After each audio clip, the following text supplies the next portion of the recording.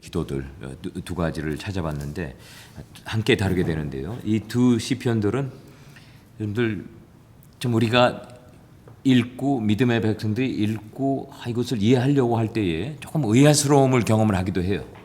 그런데 시편 기자들의 관점에서는 제 결론적으로는 이렇게 힘들고 어렵고 고난 속에서 주님께 위기 속에서 기도를 드려가는 과정 속에서 궁극적으로는 믿음의 지탱력이 생겨지게 되고 또 그것이 더 강해지는 게 아닐까. 저는 나름대로 그렇게 결론을 내려봅니다. 그래서 시편 73편, 88편 두 개를 함께 다루면서 바로 그 공통점이 공통분모가 거기에 있는 것 같아요. 여러분들 믿음의 생활은 가장 중요한 게 꼭 필요로 할 때 이것이 작동하는 것을 필요로 하죠. 그렇죠? 그렇지 않으면 작동하지 않는 믿음 저희들 뭐 소유해봤자 별 필요도 없을 것 같고. 그래서 저의 결론은 그렇습니다. 이 두 시편을 우리가 공부하고 또 우리의 기도로 만들어가는 과정 속에서 저와 여러분들도 믿음의 지탱력, 믿음의 sustainability 이것이 더 강하게 자라나지 않을까 나름대로 그렇게 결론을 제시하면서 오늘 공부를 시작하도록 하겠습니다. 제가 한번 기도하고 우리 시작하도록 할게요. 아버지 하나님 감사합니다. 오늘 저희들 벌써 3주째 세 번째 주 성경 공부 친히 함께 해주시고 또 이끌어 주시라고 확신합니다. 저희들 우리 시편 기자들의 기도 속에서 저희들의 현 주소를 한번 확인해 보고 또 그들의 믿음을 우리의 믿음으로 습득하기를 원하고 키워가기를 원합니다. 주께서 우리에게 음성 들려주시고 또 그 음성 들었을 때에는 저희들이 순종으로 감사함으로 반응이 나올 수 있도록 믿음의 반응이 나올 수 있도록 축복하여 주시옵소서. 예수님의 귀하신 이름으로 기도하였사옵나이다. 아멘. 여러분들 이 discussion generating question은요. 이것은 여러분들이 꼭 킵하시고 답을 시도하시는데 답은 여러분들이 본문에서 다 찾으실 수가 있어요. 그래서 제가 오늘은 좀 더 여기에 충실하게 따라보려고 노력을 하도록 하겠습니다. 그런데 그 전에 먼저 제가 여러분들에게 한번 질문을 던지면서 시작하고 싶은 것은 여러분들 우리 믿음의 백성들, 믿음의 공동체, 교우들 중에 의심하지 마세요. 이런 얘기를 우리가 가끔 들을 때가 있어요. 그렇죠? 의심하지 마세요. 그저 믿으세요. 주님 신뢰하세요. 주님 믿으세요. 의심하면 안 됩니다. 그러면서 또 간혹 어떤 분들은 여러분들 의심하는 것은 그것 자체가 죄입니다. 혹시 여러분들 그런 경험 있습니까? 의심은 죄다. 이렇게 좀 보수 신앙 이런 분들은 그렇게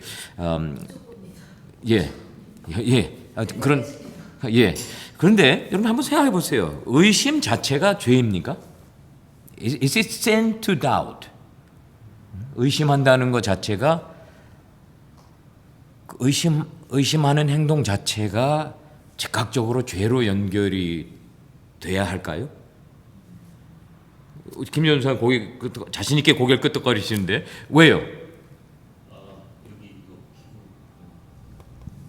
저는 의심한다는 거는 그 의심이라고 하는 그 단어가 약간 한글로서는 조금 부정적으로 쓰일 수 그렇죠? 있는데 네. 어떤 면에서는 인간의 curiosity가 약간 그런 호기심이나 이런 지적 탐구 그렇죠? 그리고 그런 것들로 인해서 인간의 이런 그 신학 체계나 철학 체계가 발전해 왔고 그리고 분명히 알아야 될 거는 저희가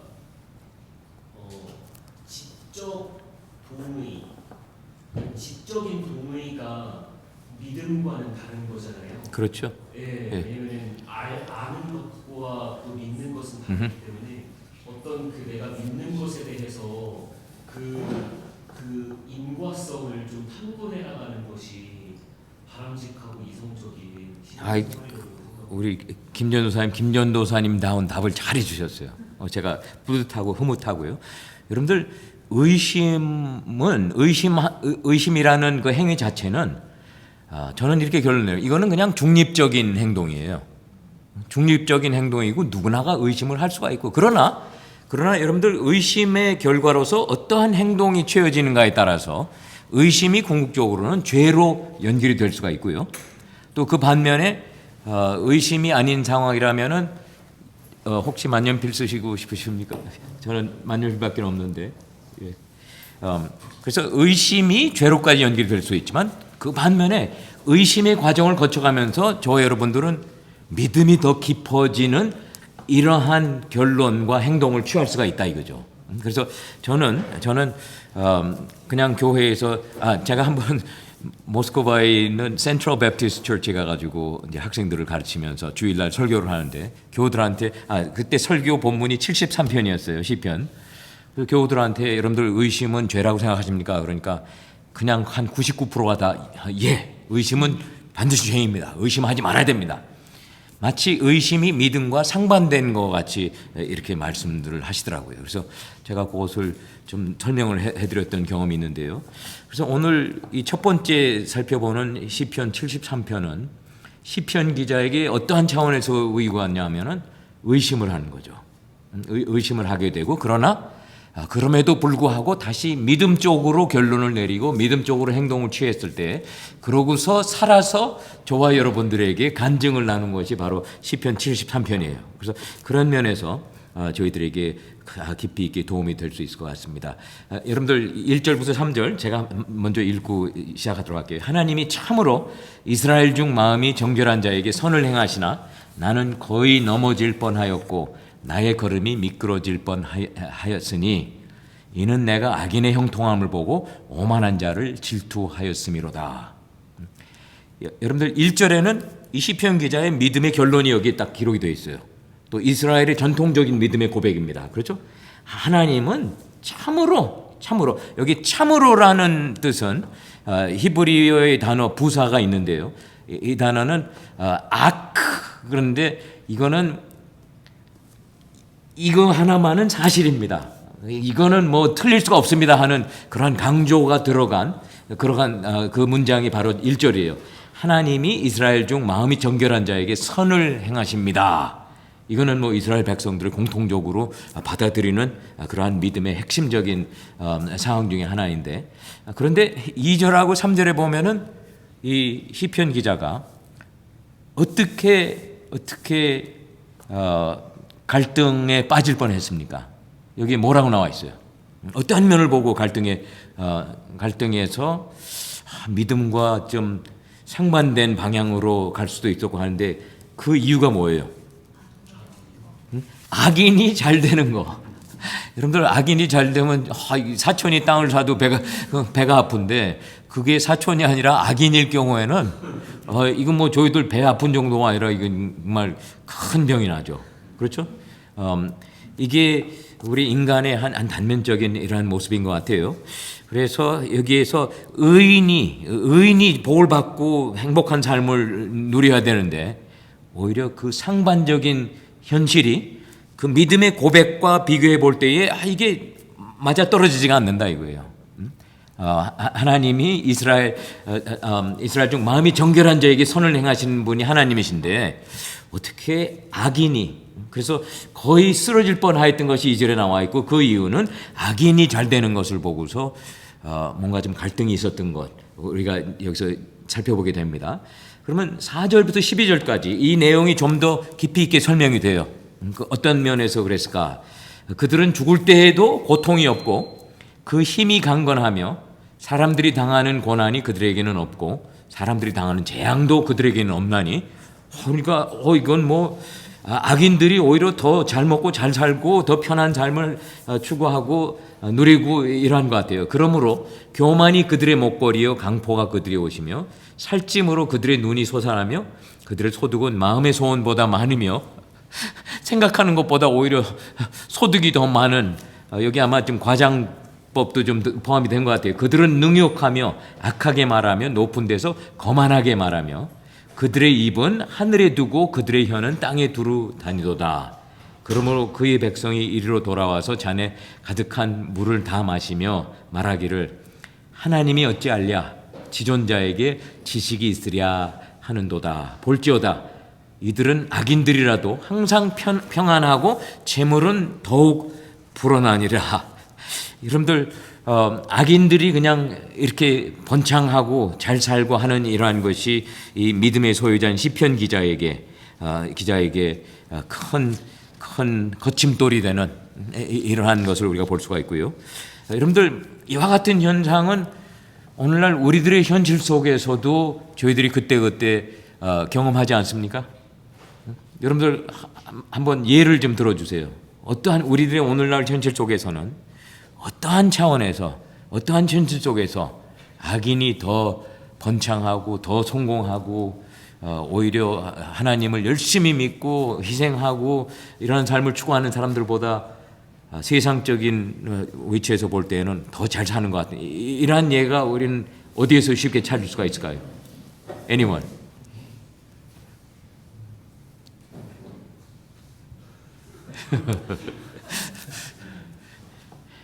그래서 우리 김 전도사님이 먼저 답을 딱 하신 다음에 넘겨주시냐? 좋습니다. 아주 지혜로운 사회의 방식. 예. 오늘날 우리 주변에서는 어디에서 이렇게 악인이 더 흥행하고 이러는 것을 우리가 목격을 합니까? 사기꾼들? 도박 같은 거나 그런 걸 열어가지고 아니면 뭐 사기 뭐 이렇게 뭐 도박장 열어가지고 그렇죠. 걸거나 아니면 뭐 사기를 쳐가지고 막 지금 막 뉴스에 보면 뭐 몇백억 이렇게 큰 돈을 글쎄 말이에요. 우리 신문에도 종종 나오죠. 그렇게 남의 등을 쳐먹고 그러고서 어디 도망가서 어디 파라다이스에 숨어가지고 잘 살고 잘 사는 것 같아요. 여러분들 우리 삶 속에도 이게 찾아볼 때에 엄청나게 많은 그리하여 저와 여러분들로 하여금 스스로 나는 왜 이렇게 성실한 삶을 추구를 하고 있을까? 내가 미련하지 않을까? 바로 똑같은 병이 지금 시편 기자에게 그냥 공격을 하고 있는 이러한 모습을 보게 되고요. 그 다음에 악인은 성공하고 자기 자신의 막강한 힘을 자랑하면서 심판에 하나님이 계시다 해도 인간 행위에는 관심이 없으시다고 비웃어대는 모습이 9절부터 11절까지 있고요. 또 12절에 의하면은 시편 기자도 그들이 악인임에도 불구하고 마치 그들이 항상 평안하고 재물은 더 불어나는 현실을 의아해하고 있어요. 이럴 때에 이와 같은 현실 접하는 시편 기자는 12절에서 악인의 현실에 대해 어떠한 결론을 내립니까? 어떠한 결론을 내려요? 이게 궁극적인 최종 결론은 아니었지만 다행히도 볼지어다 이들은 악인들이라도 항상 평안하고 재물은 더욱 불어나도다. 어떻게 보면 여기에는 아쉬움도 포함이 되어 있을 것 같고 부러움도 여기에는 익스프레스가 되어 있을 것 같기도 하고요. 그래서 여러분들 이렇게 고백을 했던 시편 기자의 심정이 어땠을까요? 자기의 초라한 모습을 은연중에 그랬겠죠? 예. 그러면서 과연 나의 선택이 올바른 선택이었던가 이러한 등등 의심이 들기도 하고 반신반의한 이러한 현실을 우리가 볼 수가 있는데요. 우리 13절에서 17절까지 또 내려가 보십시다. 여기에서는 내가 내 마음을 깨끗게 하며 내 손을 씻어 무죄하다 한 것이 실로 헛되다. 이게 이런 결론까지도 생각을 해봤어요. 너무나 악인들이 잘 먹고 잘 살고 행복한 삶을 추구하는 거에 반해 볼 때에 내가 왜 내 마음을 깨끗하게 하기로 결정을 하고 내 손을 씻어 무죄하다 한 삶을 추구한 것이 이거 헛된 것 같은 이러한 의심이 드는 그러한 증세를 지금 경험하고 있습니다. 나는 종일 재난을 당하며 아침마다 징벌을 받았도다. 이렇게 자기와 악인들의 흥함, 자기의 고통스러움과 악인들의 흥함을 비교해 봤을 때에 이렇게 정말 위축되는 결론을 당연히 생각을 안 할 수가 없죠. 그런데 어떠한 일이 일어납니다. 15절 보세요. 내가 만일 스스로 이르기를 내가 그들처럼 말하리라 하였더라면 나는 당신의 아들들의 세대에 대하여 악행을 행하였으리이다. 내가 어쩌면 이를 할까 생각한즉 그것이 내게 심한 고통이 되었더니 하나님의 성소에 들어갈 때에야 그들의 종말을 내가 깨달았나이다. 여러분들 이 섹션을 한번 좀 더 깊이 있게 살펴보십시다. 악인에게 내려져야 할 하나님의 심판이 존재치 않으며 그들이 잘된 현실을 보면서 시편 기자는 강한 의심과 또 유혹의 충동을 본문에 기록하고 있고요. 그 다음 13, 14절에 그가 거의 믿음을 버리고 악인의 유혹을 따라가야 할까 충동을 갖게 됐던 궁극적인 이유는 어디에 있었던 거예요?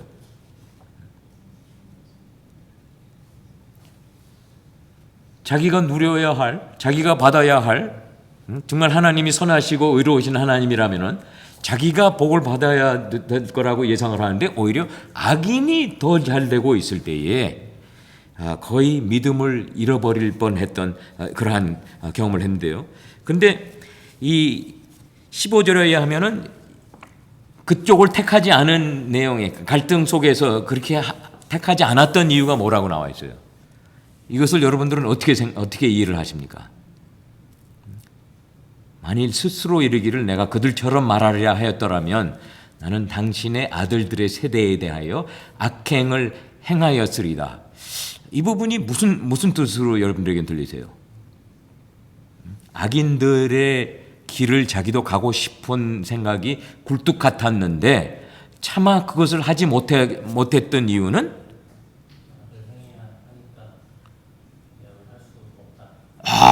현이랑 우리 또 현이 동생 이름은요? 현이랑 겸이랑 이 정말 햇덩어리 달덩어리 같은 하나님의 축복의 자녀들이 아들들이 있는데 이 아들들에게 가장 좋은 것을 제공해야 하는 위치에서의 엄마 아버지가 감히 악인의 길을 쫓아간다 하는 것은 생각할 수 없었다 하는 바로 그런 점이 아닐까요? 우리 사모님도 그렇게 공감을 하시죠? 부모로서 자녀들에게 제일 큰 선물이 뭐예요? 큰 재산을 만들어서 남겨주는 건 아니죠. 그렇죠? 자녀들이 자라나면서 합당한 시기에 자기 스스로가 주 하나님과의 동행을 선택하게끔 환경을 조성해 주고 그러한 선택을 할 수 있게끔 해 주신다면은 저는 자녀가 없지만 그게 부모로서 얼마나 멋있고 정말 뿌듯한 주여 감사합니다. 저도 제 세대에도 믿음을 선택할 수 있게 해주시고 또 이번에는 저와 아내를 통해서 우리 현이와 겸이가 또한 자기 스스로 주 예수 그리스도를 구세주로 영접하고 믿음의 삶을 추구하는 이러한 도구로 저희들 써주신다. 그런데 마치 그 차원에서 비로소 이 시편 기자가 악몽 꾸던 거기에서 이제 잠이 깨어나기 시작하는 것을 우리에게 지적을 해주고 있는데요. 세 번째, 여러분들 이 섹션의 세 번째 질문입니다. 혹 여러분들도 가끔 힘들고 공평치 않게 보이는 신앙의 길을 계속 추구하기보다는 세상의 악의 유혹을 받아들이고 쾌락을 추구하고 싶은 충동이 들을 때가 있으십니까? 여러분들 제가 표현이 또 타이포도 그렇고 말이 이상하게 들립니다. 그렇다면 어떤 상황이 그런 유혹과의 타협의 일보 직전까지 도달을 뻔하게 했을까요? 저도 그런 경험이 있는데요. 여러분들 그런 경험 없이 신앙생활을 계속 하신다면은 저는 뭐 더 바람직스러울 거라고 확신하고 여러분들 제가 고등학교 때 예수님을 영접을 했어요. 할리우드 하이스쿨 다니면서 교회에 우리 목사님 아들이 저한테 예수님을 간증하고 그러고서 대학을 가서 제가 교회 음악을 전공을 하고서 음악대학에서 교회 음악 전공하고서 제가 음악 목사가 되는 꿈을 가지고 학교를 갔습니다. 근데 성악 전공을 할 수 있게끔 허락을 했어요. 오디션 끝난 후에 그때 제가 그냥 홀라당 넘어가 버렸습니다. 그러면서 제가 하나님께 어떠한 기도를 드리냐. 하나님, 제가 음악 목사가 되는 건 아직도 제가 계속 추구하겠습니다. 그러나 그 전에 먼저 저에게 이런 기회가 왔을 때에 저는 먼저 훌륭한 유명한 성악가가 먼저 되고 그런 다음에 제가 음악 목사가 되겠습니다. 여러분 제가 그 갈등 등등을 알기 때문에 왜 하나님이 저로 하여금 성악을 성공치 못하게 하셨는가 제가 충분히 이해가 돼요. 그런데 그러한 유혹에서 먼저 make my own name great, 나의 이름을 한번 위대하게 인정받는 이러한 훌륭한 슈베르트 가곡 전문 바리톤이 되어보자. 저는 그냥 넘어갔다가 나중에 더 큰 채찍을 경험을 하기도 하고, 그러나 지금은 돌이켜보면은 하나님의 변장된 축복이었던 것을 제가 기억을 하는데요. 여러분들은 어떤 상황에서 그와 비슷한 경험들을 하셨을까요? 저는 그냥 하셨을 거라고 짐작을 하는데 안 하셨을 수도 있습니다. 저는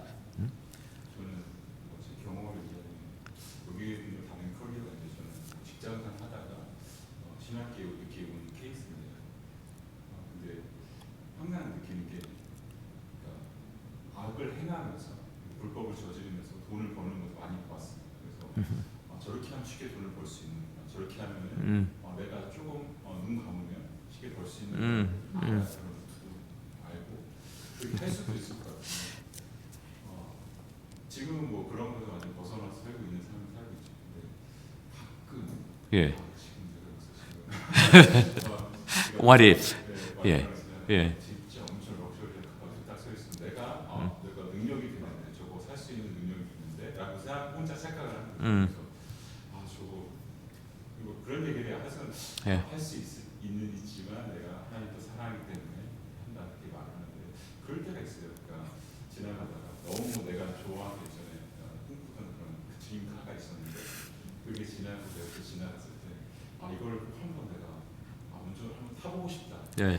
근데 분명히 할 수 있을 것 같아요. 근데 내가 하는데 근데 그것이 이제 바른 길은 아니라고 뭐 자세히 얘기하는 거지만 그런 길들을 알고 있지만 그렇게 사는 것이 과연 행복한 것인가? 하나님이 기뻐하실까? 그렇죠. 그리고 아까 교수님 말씀하신 것처럼 그 자녀를 하는데 저도 진짜 놀랐어요. 제가 저희 지금 그것을 기도하고 있는데 아내 기도 제목이 저렇게 되는데 우리가 많은 것을 줄 수 없지만 이 자녀가 하나님 언젠가 만나서 인격적으로 만나서 그렇게 살았으면 좋겠다라는 기도를 하는데 정말 그게 맞는 저도 이 말씀 저는 제가 읽으면서도 이렇게 귀한 말씀이 있는 줄 처음 알았는데 그런 거 같아요. 그렇게 하기 때문에 두려워서 내가 바르게 살아야겠다.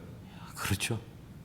그러니까 시편 기자의 경험이 너무나 현실적이고 너무나 우리와 공감이 되는, 우리도 같이 쉐어할 수 있는 이러한 말씀들을 보게 되는데, 근데 다행히도 또 이 시편 기자와 저와 여러분들에게 너무나도 다행인 것이 어떠한 일이 일어난 거예요. 근데 갈등 속에서 그냥 고통에 그냥 번뇌에 그냥 머리가 헤데이크가 강하게 머리를 그냥 흔들어대고 이랬다가 17절에 보니까 하나님의 성소에 들어갈 때에야 그들의 종말을 내가 깨달았나이다. 이렇게 나와 있어요. 여러분들 이것은 어떻게 이해를 하십니까? 하나님의 성소에 들어갈 때에야 그들의 종말을 내가 깨달았나이다.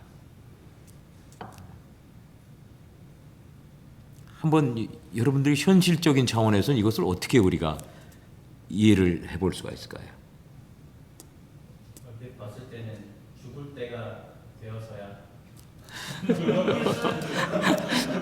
죽을 때가 되어서야 하나님을 face to face, 당신의 얼굴을 뵐 때 가까이 하나님을 만날 수 있는 그 직전까지 갔을 때야 비로소 그 악인들의 그런 평온함 이런 것들이 좋은 게 아니었구나, 헛된 것이었구나, 영원한 것이 아니었구나. 예. 그것을 깨달았다는 것이 아닐까. 그것은 우리 사국연수님의 좋은 추측이십니다. 근데 이분이 의외로 아주 단호한 결정을 하고, 제 생각에는 죽음 직전에 이와 같은 결론으로 하나님과의 동행함이 가장 큰 선물이고 의로움이라는 것을 하나님의 성소에 들어갔을 때에, 그러니까 하나님의 성소는 여러분들 상징적으로 무엇을 뜻할까요? 상징적으로 하나님의 성소는 예배당, 아니면은 템플? 예배의 삶, 하나님의 성소, 예배의 삶. 여러분들 이 히브리어로 여기 하나님의 성소라고 한 것은 그냥 하나님이 계시는 곳, 그러한 하나님의 집. 만약에 예루살렘 템플도 충분히 여기 우리가 그렇게 생각을 해도 정답입니다. 그럴 때 하나님의 성소에 들어갈 때야 그들의 종말을 내가 비로소 깨닫게 됐습니다. 그럼 이걸 좀 더 여러분들이 한번 설명을 해보신다면 어떤 설명이 가능할까요? 제가 지금 조금 드린 힌트를 여러분들이 더 잘 섞으셔가지고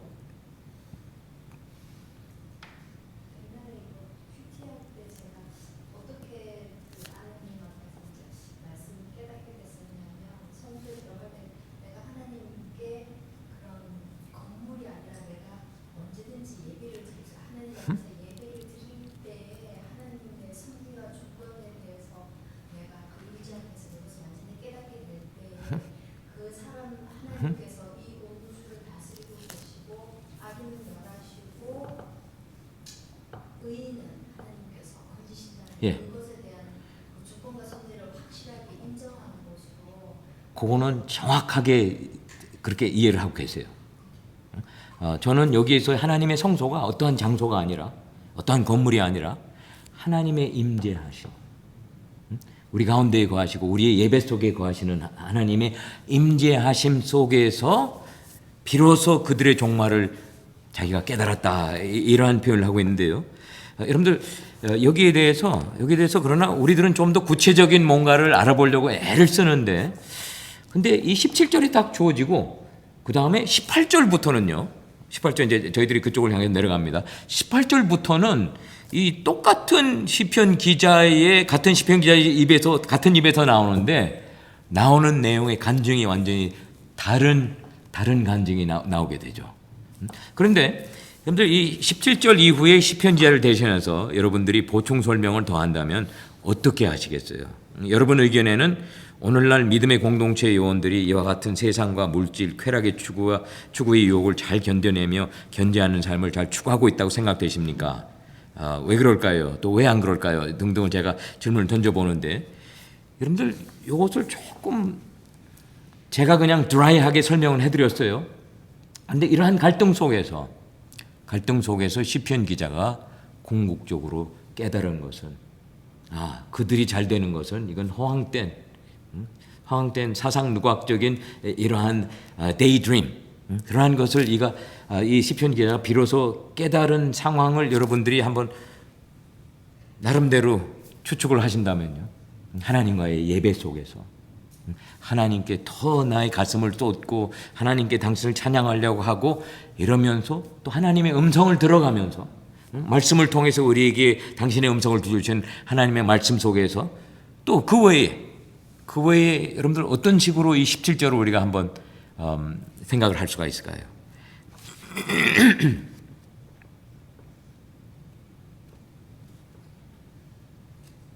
Anyone? 17절이 참 믿음의 고백이긴 한데 사실은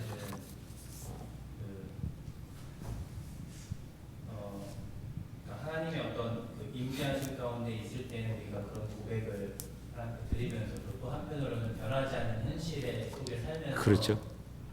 또 그런 모습을 또 보면서 중간중간 또 흔들리고 또 질투하는 그렇죠. 자신을 발견하게 될 때 이 굉장히 그거를 좀 이렇게 항상 이 하나님 임재 가운데 이 믿음을 고백하는 순간이 지속적으로 연결되면은 참 너무나 좋은 일이 있겠지만 우리 삶이 또 그렇죠. 그렇지 않다 보니까 네.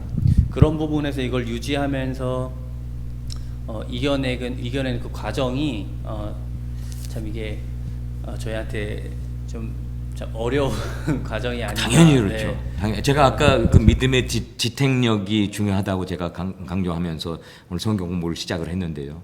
그런데 그와 같은 믿음의 지탱력이 어떻게 커질 수 있을까? 저는 이번 주 성경 공부를 준비를 하면서 그게 그냥 저희 핵심 사항이 그랬어요. 73편도 그렇고 88편도 그렇고. 여러분들 여기에 대해서 저는 외람되지만 자꾸 요즘에 와가지고 한국 교회의 실정이 너무나 안타깝기도 하고, 그 다음에 그냥 모임 위주로 신앙생활을 모임 위주로 몰고 나아가는 그럴 때에 마치 교인들이, 미국도 마찬가지입니다. 미국도 마찬가지예요. 그래서 심지어는 옛날에 애뉴얼리 볼에서 나오는 헌금 봉투에는요, 거기 이렇게 체크해야 하는 부분이 있습니다. 이번 주에 성경 읽었습니까? 체크. 이번 주에 기도하셨습니까? 체크. 이번 주에 11조 드리십니까? 체크. 이런 식으로 해서 모임에 참석을 했다. 이것이 마치 신앙생활에 성숙해져가는 과정에 가장 핵심 부분에 있는 것 같이 그렇지만 저는 2년 남지도 않게 이제 은퇴를 한다는 차원에서 제가 제 모습을 이렇게 돌이켜 볼 때예요. 내가 왜 좀 더 진작 이러한 사실을 깨달았더라면은. 그래서 학생들에게 나도 믿음의 지탱력을 더 좀 하나님께 키워달라고 애를 쓰고 더 간구하고, 그렇게 해서 제가 말씀드리는 믿음의 지탱력은요, 다른 뜻이 아닙니다. 다른 뜻이 아니에요. 삶의 갈등의 순간 속에서 자기의 믿음이 스스로에게 믿음에 합당한 대응책을 선택을 하고 따라 나아갈 수 있게끔. 여러분들 지금 사공전사님 바로 그 점을 지적을 하셨어요. 하나님께 우리가 고백을 할 때에는 예 주여 당신은 의로우신 하나님이시죠, 공의로우신 하나님, 또 정말 자비의 하나님, 이런 등등 우리가 고백은 하면서 또 한편으로는 섭섭함이 또 동시에 존재하고 있고, 이러한 과정을 우리가 계속 거쳐가면서 제가 아까 말씀드렸던 의심 자체가 곧바로 죄로 연결이 되지 않게끔 해야 하는 것이 저희들의 의무입니다. 저희들의 책임이에요. 그렇게 의심으로 하여금 저희들을 넘어지게끔 하지 못하게 하려면은 의심 속에서 주여 제가 이번에 능력은 없지만 제 혼자의 능력은 없지만 의심 속에서 제가 믿음을 선택하고, 그것이 조금 그 믿음의 선택이 반발자국이라도 제가 뛸 수 있는 그러한 능력을 저에게 허락을 해주세요. 그거를 반발자국 걸어나가고 또 다음번에 또 간구를 하면서 위기 속에서 또 다시 이제는 반발자국이 아니라 반의 반발자국을 나갈 수 있는, 이러한 과정이 계속 되어 나아갈 때에 궁극적으로는 믿음이 해야 하는 역할은 우리 신앙의 삶을 지탱시켜줘야 되지 않겠어요? 저와 여러분들이 주를 신뢰할 때에.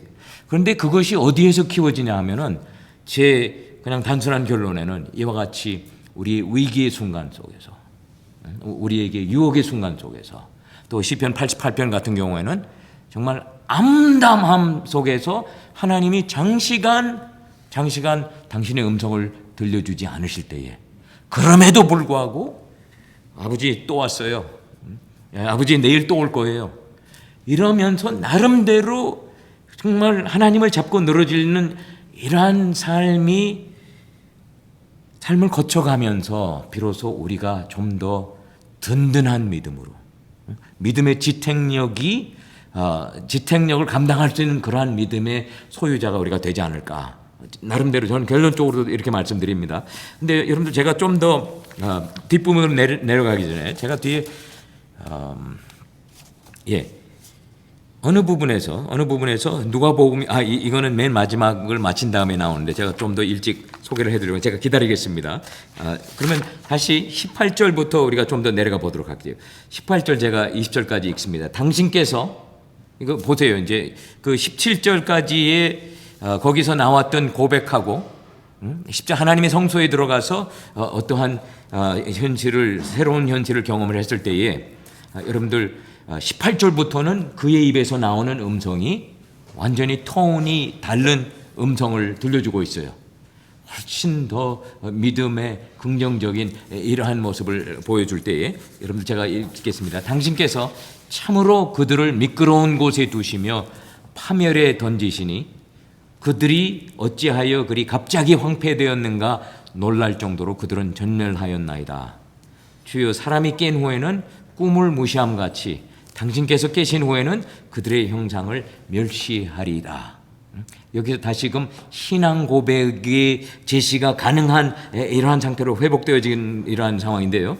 여러분들 여기에서 제가 18절부터 앞부분은 강하게 비교된 새로운 음성이 똑같은 입에서 들려주고 있습니다. 이 음성은 지금 누구에게 들려주고 있습니까? 앞부분에서는 이것이 자기 독백일 수도 있었고요.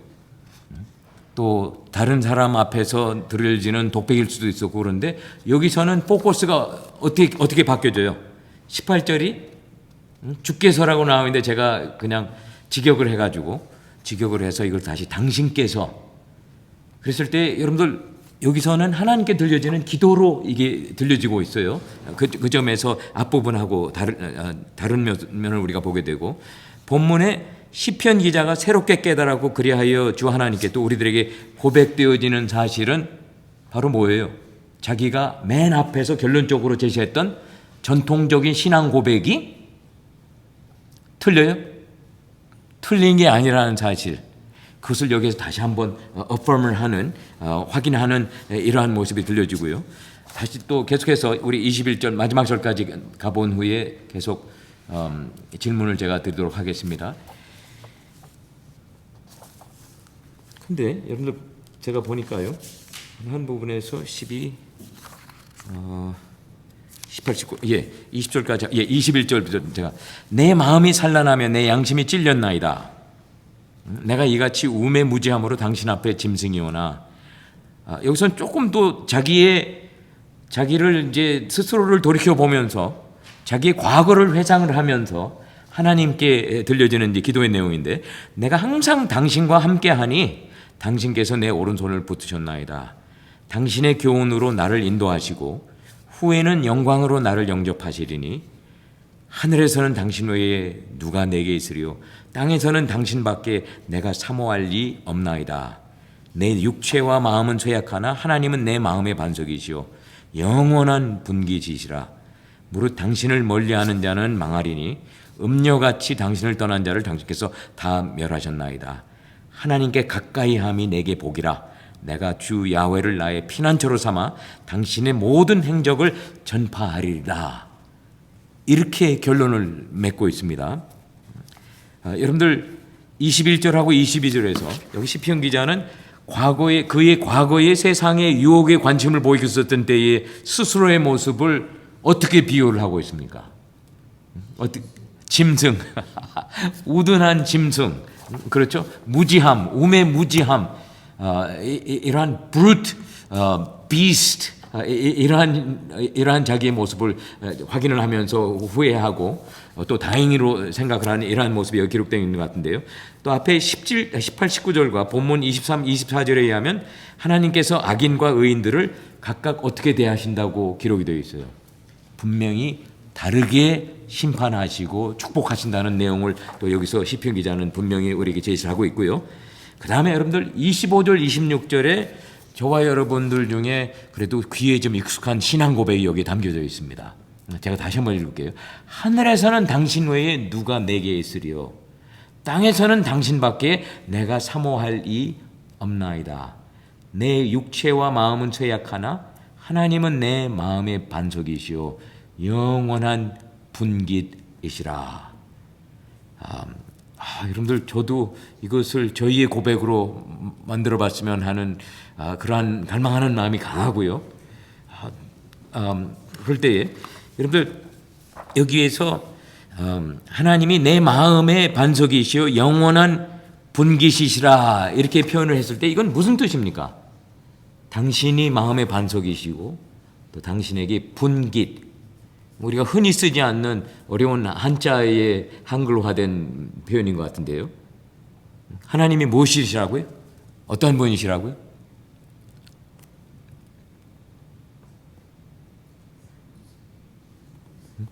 하나님이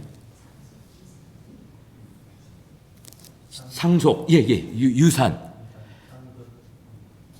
그러니까 이게 앞에서 우리가 벌써 이와 비슷한 얘기를 들었죠. 악인들이 잘 돼가지고 재산이 막 늘어나고 그냥 그게 부럽고 와 저것 봐라 이제는 엊그제까지 이 차를 타고 다니더니 오늘은 또 차를 저걸로 바꿨네. 한 6개월도 안 났는데 또 차를 바꿨네. 맙소사 나는 이게 뭐야? 이러한 상황에서 남들의 재산, 남들의 inheritance 이러한 등등을 그리워하는데 여기에서 이 고백의 중요성은 뭐예요? 이 고백의 중요성, 이것은 우리 믿음의 백성들에게는 세상의 유혹이 우리에게 다가오고 있고 그것을 항상 접한다는 것은 사실이에요. 그러나 저와 여러분 믿음의 백성들에게는 우리의 참된 inheritance가 뭐예요? 참된 하나님께서 우리에게 내려주시는 재산, 상속, 뭐 이런 등등이 무엇이라고 여기에 기록이 되어 있습니까? 하나님 당신 자신이시라 이거죠. 하나님 당신 자신. 그것을 저는 여기 23절에 이 방향으로 벌써 들어가는 표현이 시작이 됐죠. 내가 항상 당신과 함께하니, 당신과 함께하니 당신께서 내 오른손을 붙드셨나이다. 친히 우리의 손을 붙잡아 주시고 인도하시는 하나님의 임재하심 자체가 어느 날 어느 시에 정말 하나님의 임재하심 속에서, 하나님의 예배 속에서, 또 하나님의 음성을 듣는 과정 속에서 이 시편 기자가 깨달았던 것은 나에게 가장 큰 축복은 세상이 줄 수 있는 어떠한 명예와 어떠한 재산과 엄청난 물질 뭐 이런 등등이 아니라 무엇이라고요? 하나님, 또 하나님과의 동행함. 그렇죠? 그래서 우리 사공 전사님 또 우리 최 전사님 제가 이렇게 말씀드린 이 표현을 상반되게 한 것을 여러 번 들으셨어요. The presence of God and the presence of God. 하나는 우리 시온 사모님 the present, P-R-E-S-E-N-T-S, presence of God. 그거는 무슨 뜻입니까? 하나님의 선물들. 그렇죠? 하나님의 그러니까 저와 여러분들 저는 그랬어요. 그냥 왜 그렇게 하나님의 복에 대한 욕심이 젊었을 때는 많았는지 그냥 만족을 쉽게 못 느끼고, 저는 한동안은 이거 도요타 코롤라를 내가 탈 수 있는 위치가 된다면 얼마나 좋을까. 그래가지고 중고차 토요타 코롤라를 샀더니 한순간 좋았어요. 그러면서 또 주여 축복해 주시고 이거는 코롤라가 아니라 캠리, 자꾸 이게 그냥 업그레이드 돼가는 이러한 갈등 속에서 하나님의 축복이 마치 당신께서 우리에게 주시는 선물이 무엇이냐, 이게 축복이라고 생각을 할 때가 당연히 있었습니다.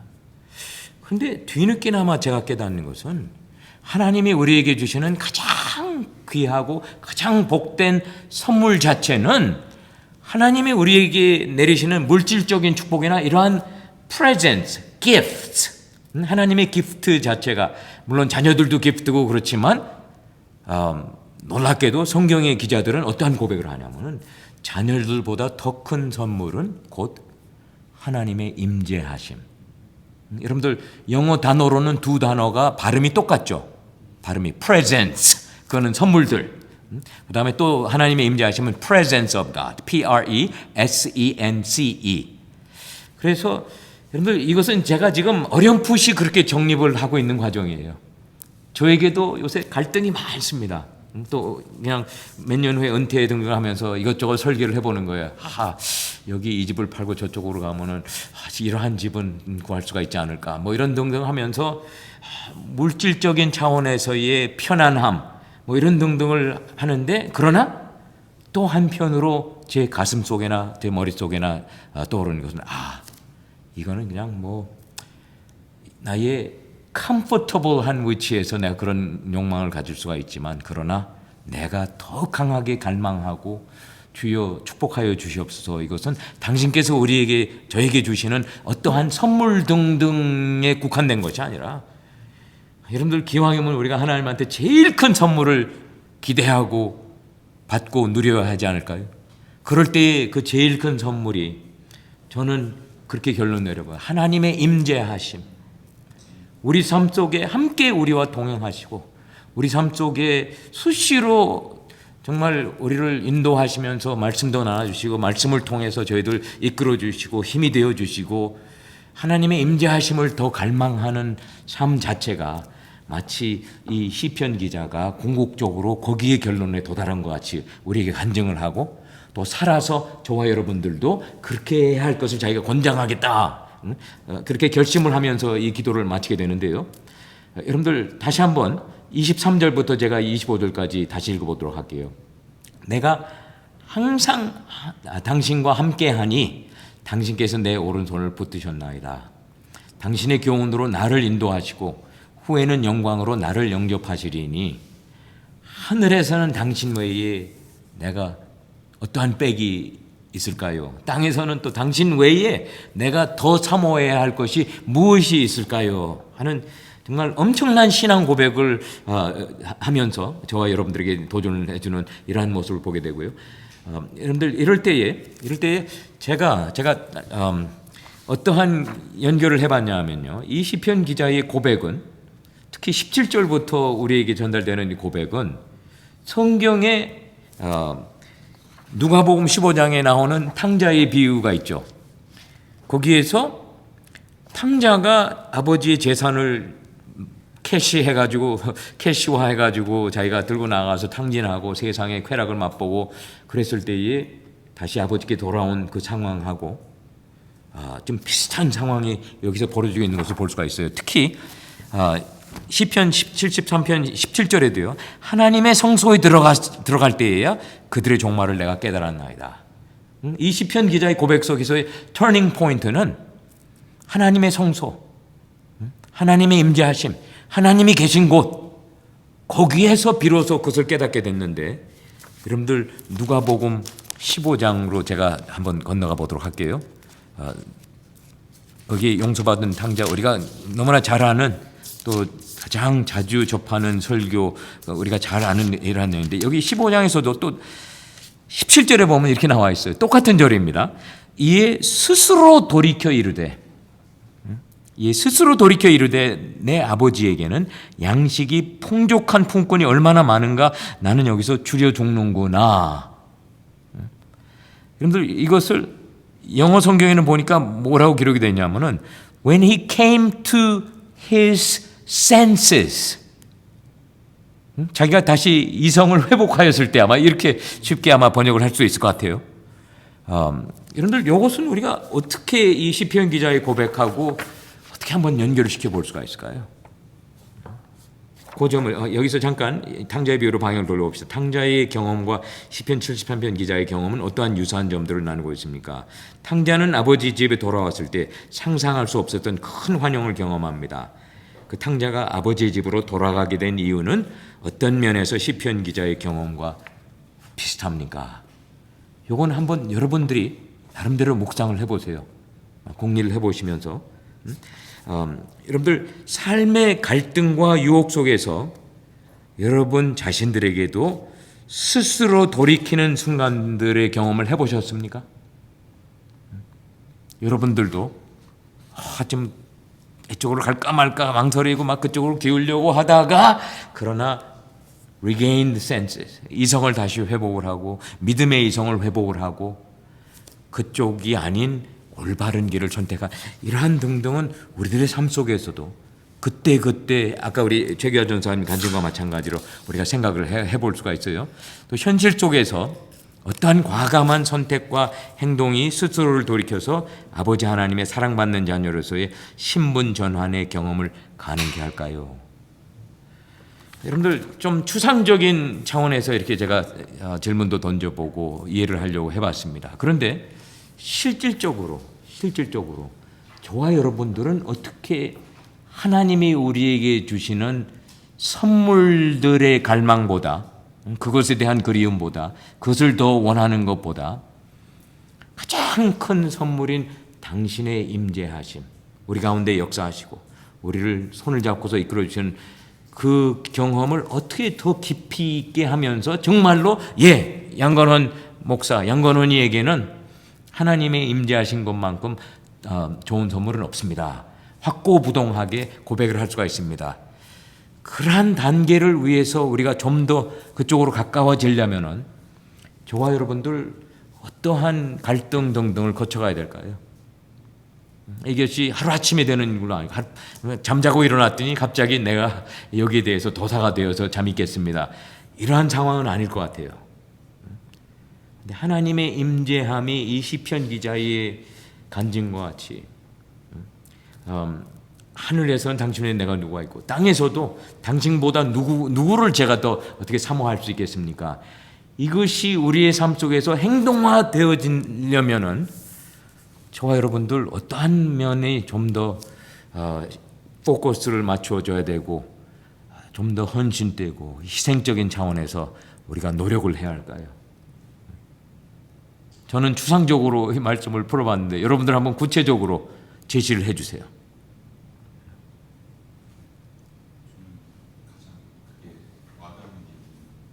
조금만 더 크게 말씀해 주세요. 저는 예. 되게 와닿는 예, 예. 말씀이 좀 좋은데 저는 제가 신학교 오게 된 이유 중에 하나가 아팠다가 수술을 했습니다. 인생에서도 병원에서 입원하고 있었는데 불이 딱 꺼져 있더라고요. 근데 인생을 돌아봤어요. 6시간 수술하고 나서 내가 거의 어떻게 살아야 될까 인생이 딱 돌아보고 뭐 헛된 거 아무것도 아니었습니다. 같이 가장 중요한 것이 어떻게 사는 것이 가장 중요한 것인가 막 고민했는데 그 결론은 무엇이냐면 내가 가장 행복하고 가장 좋아하고 가장 그런 걸 하고 싶다는 생각이었어요. 근데 그게 제 어렸을 때 10대 때 하나님께 선교사를 하고 싶다는 생각이 시간이 그 아내들은 그 얘기 비슷한 경험을 해가지고 그 시간을 통해서 돌아가지가 못하는 저는 그게 어떤 저주인 줄 알았어요. 남들은 건강하고 몸은 제가 가장 자신 있는 게 건강 매일 집에 가서 3시간씩 하고 300파운드 들면서 그렇게 너무 좋았는데 그것이 나의 자랑이었는데 그것을 하나님께서 치시니까 제가 가장 자랑할 수 있는 것이 아무것도 없다는 것을 깨닫게 되었어요. 그래서 제가 그 이후에 내가 아무것도 아니면서 나는 이게 그래서 뭘 사실 교수님 말씀 소셜 말씀은 정말 개미 같고 정말 아무것도 아닌 벌레 같은 나 삶이었다는 걸 그때 깨달았어요. 그러니까 저는 믿음의 집안에서 부모님도 아버지 엄마 장로공을 살고 저도 그렇게 해도 제가 믿음이 있다고 생각했어요. 알았는데 알고 그 믿음이 없었던 것 같아요. 내가 과연 추구했던 것이 남을 비교하면서 살았고 내가 이 사람들이 나랑 비슷한 레벨이고 이 사람들이 이런 차를 사면 나도 이렇게 사야 되고 이런 집을 사면 나도 살아야겠다는 비전을 그것이 나의 비전이고 하나님 나한테 준 비전을 생각했었는데 그게 아무것도 아니고 한번 죽을 경험을 하고 나서 느낀 것은 아무것도 아니야. 내가 그냥 이렇게 사는 게 하나님 감사하다. 하루 숨을 쉴 수 있는 것도 감사한 것 같다는 생각이 처음 들었어요. 그게 불과 얼마 안 됐어요. 그러니까 정말 지금까지 신앙생활이 엉망을 한 것 같아요. 지금까지 생각. 그것은 바로 시편 73편 17절과 비슷한 경험, 또 용서받은 탕자의 17절, 누가복음 15장 17절과 비슷한 그러한 경험을 통해서 비로소 무엇이 삶 속에 정말 우선적인가, 중요한가 이러한 등등을 다시금 깨달을 수 있는 그러한 기회도 하나님께서 우리에게 귀한 선물로 주시고요. 또 다른 분들은 여러분들 지금 처한 위치에서 하나님의 임재하심을 저는 지금도 제가 기억이 나는 것이 73년인가요? 아니면 74년인가 여의도 광장에서 빌리 그레엄 크루세이드를 했습니다. 그때 제가 중학교 학생으로서 거기를 갔어요. 거기 갔는데 그때 조용남 가수가 나와가지고 주 예수보다도 귀한 것은 없네. 저는 생전 처음 그 찬송을 듣는데 그러면서 뭐 그냥 즉시로 가장 좋아하는 찬송이 돼버렸어요. 그런데 우리들 나름대로의 삶 속에서 아무리 세상이 유혹을 하고 세상에서는 이거다. 우리 삶의 행복과 불행의 기준은 이것이 돼야 된다. 그저 12월 달 여러분들 렉서스 광고가 나오죠. 저는 12월 달이 되면은 크리스마스 전후에 가지고 나오는 광고들을 보면은 정말 나는 이렇게 정말 무능력한 자구나. 나는 아내한테 렉서스 하나도 크리스마스 선물로 사줄 수 없는 위치에 있는 게 나로구나. 그냥 우스개 삼아서 아내하고 그렇게 농담을 하면서 웃습니다. 그런데 어떻게 저와 여러분들은 좀 더 이것이 삶의 플래시 아웃 될 수 있도록 이게 삶의 뼈에 살이 붙여지고 행동으로 옮겨져 가면서 주여 당신 외에 제가 뭐가 더 필요합니까? 당신과의 동행함 이것을 벗어나서 저에게 어떻게 더 큰 축복이 있겠습니까? 이러한 것을 우리가 더 잘 충실히 해나가기 위해서 여러분들 지금 현재에 여러분들 극복을 해야 한다든지 또 어느 부분에 좀 더 포커스를 맞춰야 된다든지 더 노력을 해야 할 부분이 있다면은 여러분들 어떤 부분들이 있으시겠어요?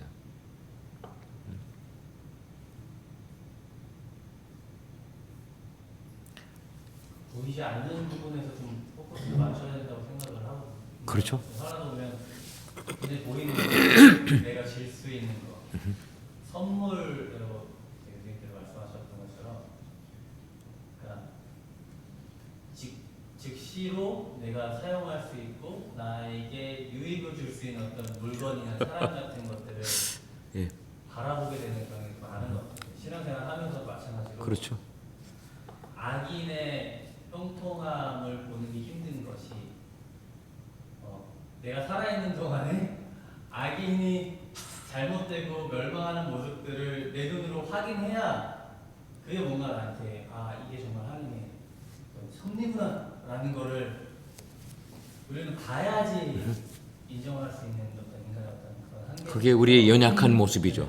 공통적으로. 네. 그거는 전사님뿐만이 아니라 다 그렇습니다. 그래서 이제 그런 모습들을 질투하고 시기하고 하는 그런 과정 자체가 그 이제 뭔가 내 눈으로 확인할 수 있고 내 눈으로 내가 뭔가 할 수 있는 것들이 자꾸 추구하게 되는 것 같은데 사실 실질적으로는 보이지 않는 거 하나님도 뭐 마찬가지지만 또 관계 하나님과의 관계 제 눈에 띄지 않고 그렇죠. 뭔가 보이지 않지만 굉장히 중요한 그 무엇인가를 어느 순간 어떤 눈에 보이는 거의 이면에 이 눈에 보이는 거를 누가 주실까 나의 행복을 예. 내가 정말 중요한 가치가 누구한테서 오는가에 대한 부분을 생각하고 올라가다 보면 결국에 정점에 여기 저자의 그 말처럼 당신 외에 누가 내게 있으리요 그렇죠. 라고 고백할 수밖에 없는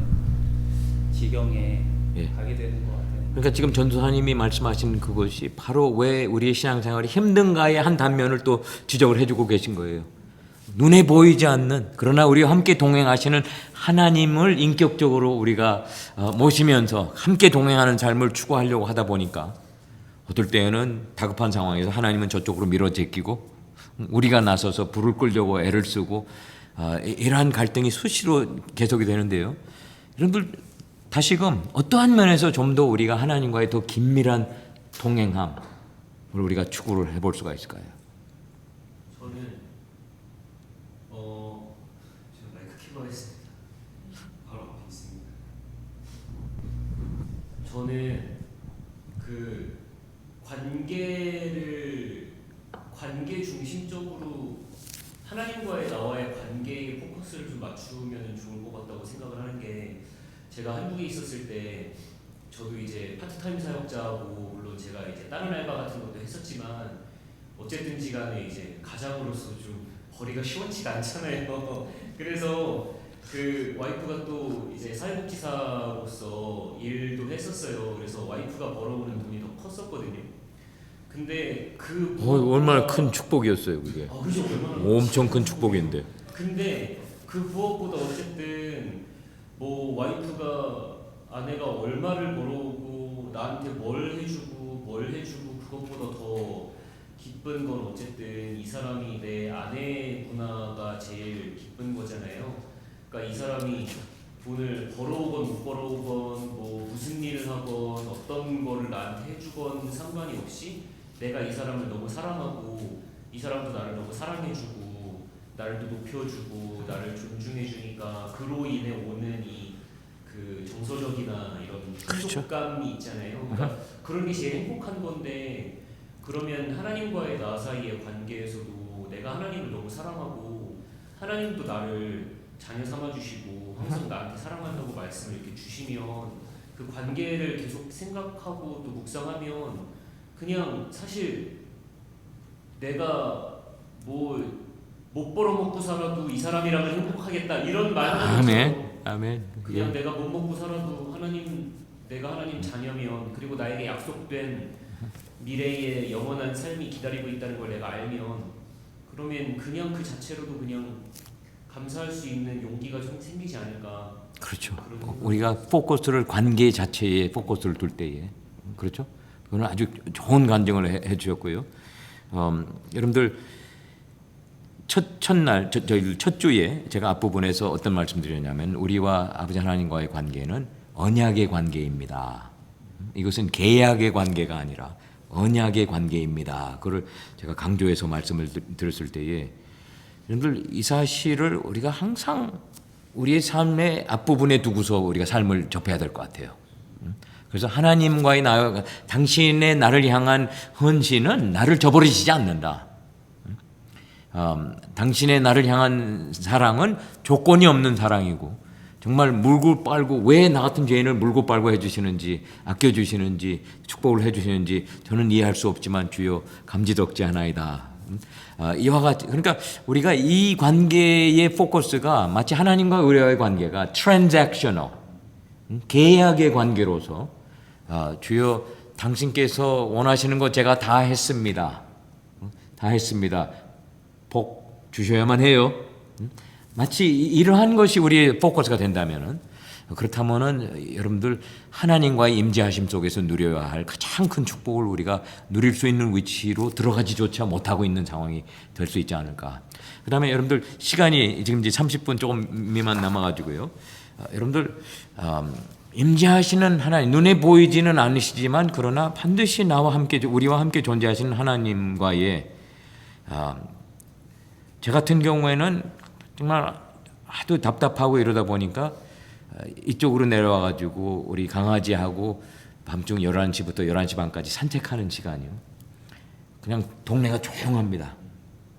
찰리 데리고 그냥 그러면서 하나님과의 대화를 나누는 거예요. 제가 주님이 들으신다고 확신하면서 그날 있었던 일이라든지 그날 억울했던 일들은 더 강하게 그냥 눈물까지 흘러가면서 아버지한테 하소연을 하고 이것이 그냥 몇 년을 하다 보니까 이제는 그 시간이 은근히 기다려지고요. 특히 좀 섭섭한 일이라든지 좀 소외를 당한 일이라든지 이런 일들이 있은 날은 그 시간이 더 기다려져 가지고 11시간 한 10시 반에 나가요. 찰리대로.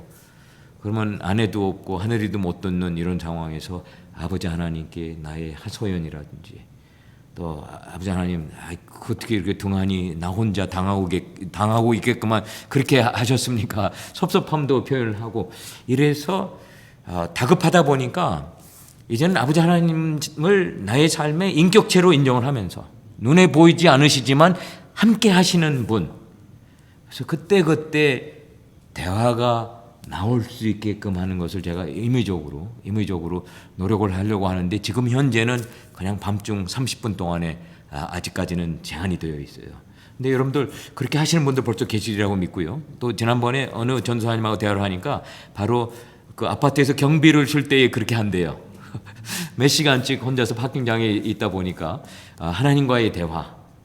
근데 이거는 우리 전수한 제가 전수한테 그렇게 하라고 그렇게 제시하는 건 아니고 만약에 하신다면은 좋고요. 근데 아까 전사님이 잘 지적을 해서 말씀하셨어요. 둘이 함께 할 때에 거기에서만 추구가 가능한 행복. 그게 중요한 거지. 뭐 아내가 월급이 나보다 얼마나 더 많고 이게 등등이 아니죠. 마찬가지로 하나님 야훼 하나님 또 우리 예수 그리스도와 우리가 동행함 속에서 그 동행함이 더 정도가 깊이 있게 하기 위해서는 저와 여러분들이 당신한테 관심을 두고 더 대화를 나누고 우리의 가슴을 토하고 여러분들 가슴을 토하는데요. 제가 이사장으로 있는 락 파운데이션 사역하는 게 있습니다. 그거는 이제 프리즌 인메이트들을 섬기는 사역이에요.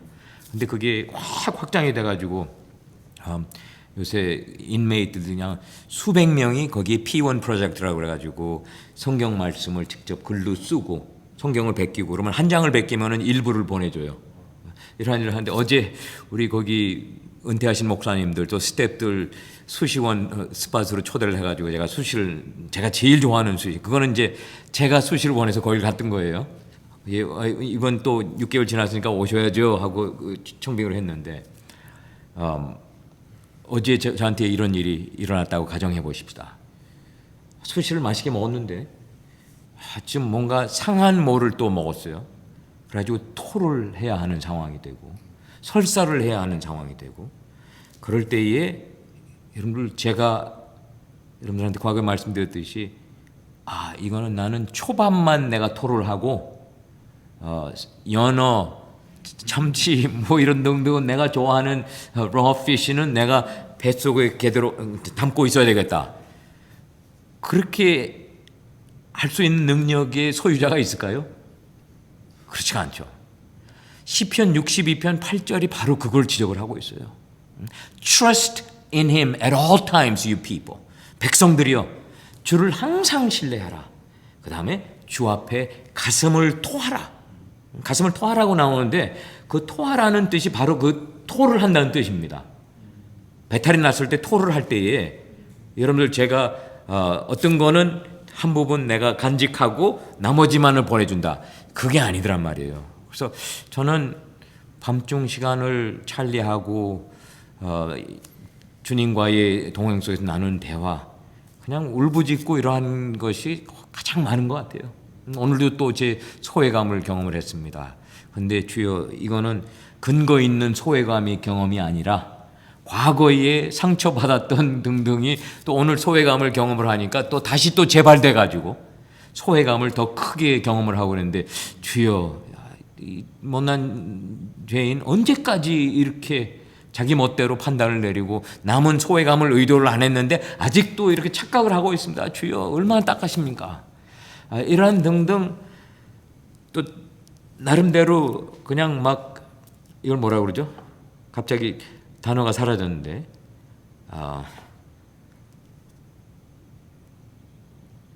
그 아낙네들이 모여가지고 막 수다 떤다.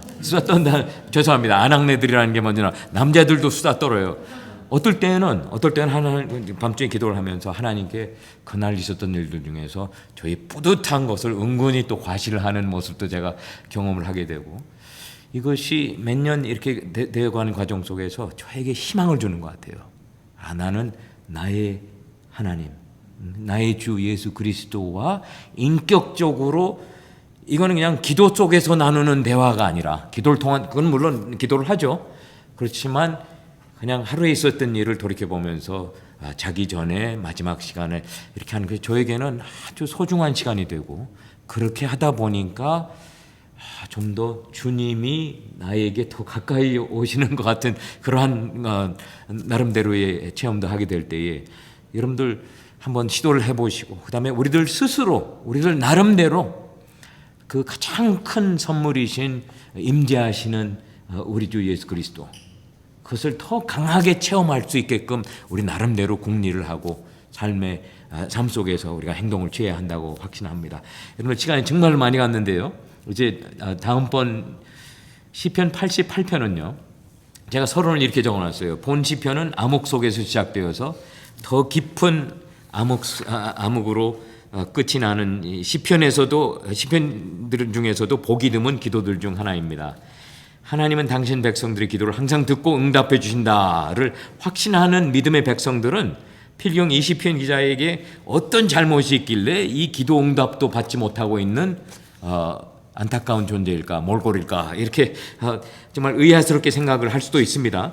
그러나 고통과 아픔의 경험을 지속적으로 장기간 경험하면서 아직 치료와 회복과 고침 등을 경험하지 못하고 있는 주의 백성들에게 야훼 하나님의 부재와 장기간 계속된 침묵 속에서 이 시편은, 침묵의 경험 속에서 이 시편은 귀하고 값진 기도의 새로운 가능성을 저와 여러분들에게 제시해 주는 모델 기도가 될 수가 있다고 저는 확신하고요.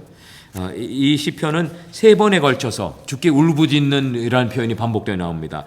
그래서 매일 주를 부르며, 그 다음에 내가 이제 1절에 내가 매일 주를 부르며, 9절 두 번째 파트에 내가 주께 내가 주 앞에 부르짖어 싸우니, 그 다음에 두 번째는 내가 매일 주를 부르며 또 내가 주께 부르짖어 싸우니, 이렇게 3번에 걸쳐서 주께 부르짖는 모습이 반복이 되고 있어요. 근데 이거는 아주 참 정확하게 이 기도의 특성을 잡아놓은 그러한 프레이즈입니다. 주께 부르짖는 기도. 근데 장기간 기도의 응답이 없는 상황에서 계속 주께 부르짖는 이러한 기도일 때, 여러분들 먼저 첫 파트에서는 울부짖어야 하는 이유들이 기록이 되어 있고요.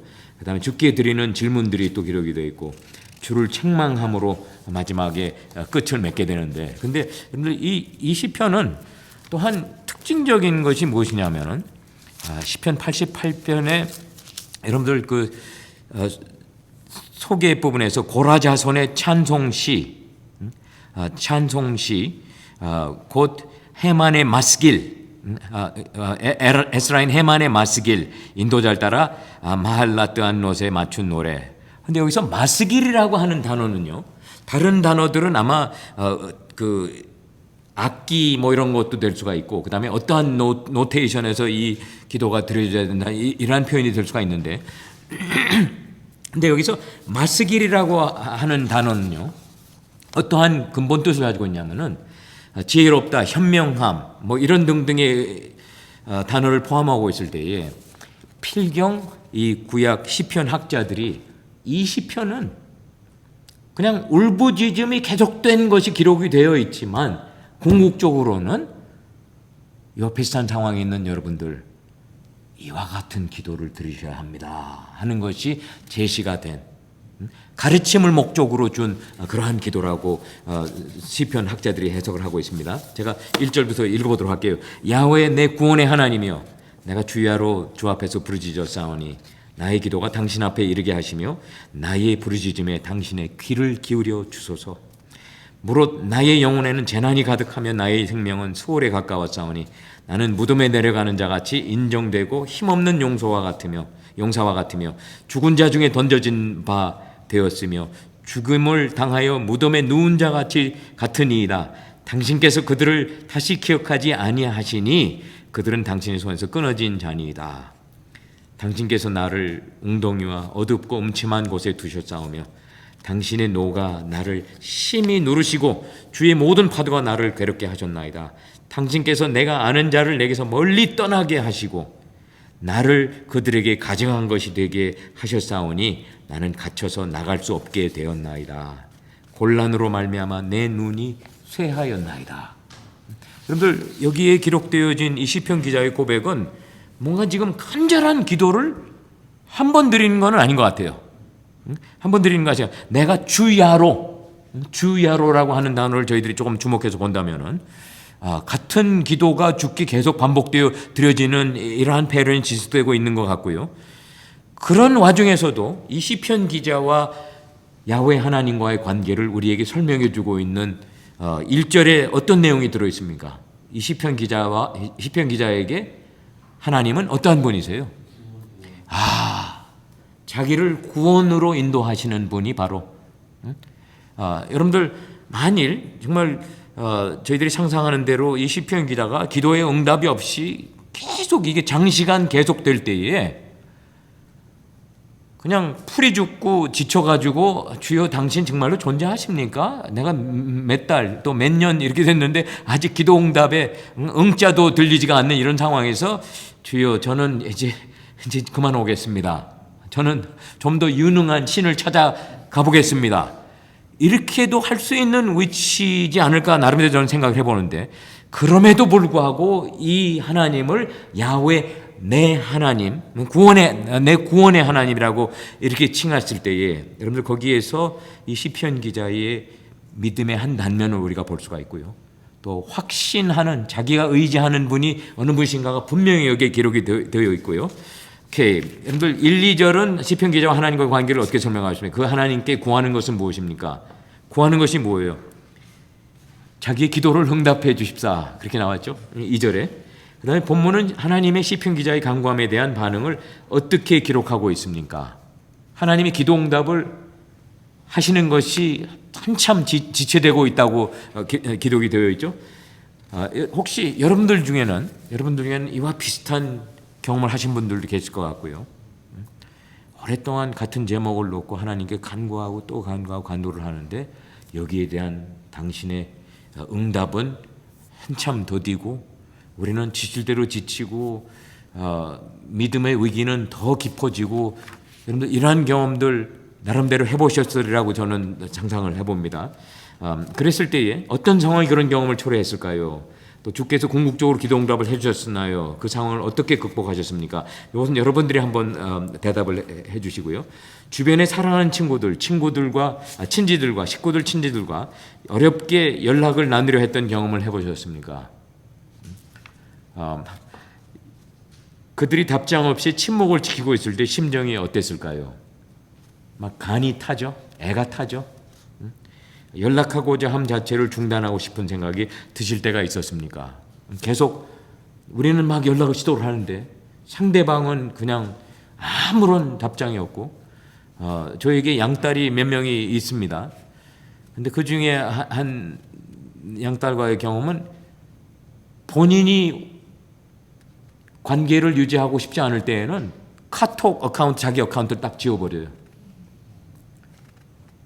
그래서 6개월도 가고 1년도 가고 그랬다가 또 반짝 어디서 나타났는지 주님의 시편 어느 구절을 인용을 하면서 양아빠 안녕하셨어요. 오랫동안 연락 못 드리고 죄송해요.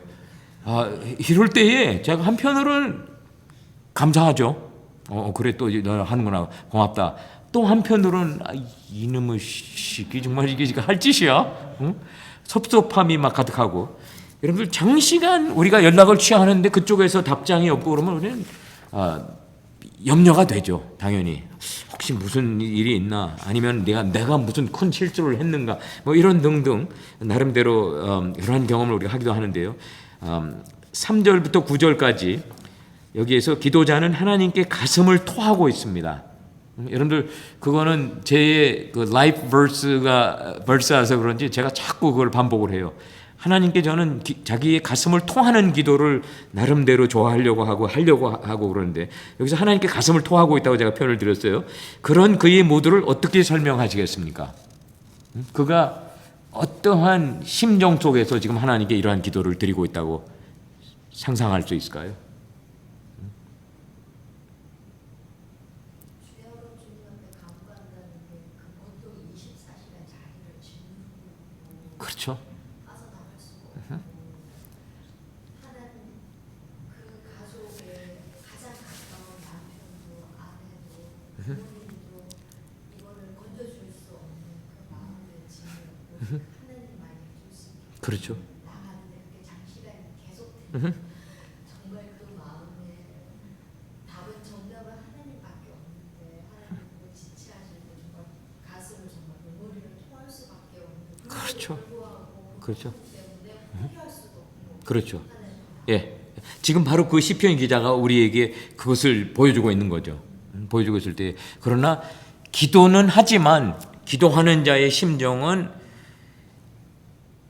그냥 너무나 아프고 응어리가 져가지고 아버지 오늘 또 나왔어요. 어제와 똑같은 기도를 드립니다. 그러나 그가 경험하는 고통은 날이 갈수록 더 도져가지 않았을까 이렇게 우리가 상상을 할 수가 있는데요. 여러분들 3, 4절은 시편 기자의 상태를 어떻게 서술하고 있을까요?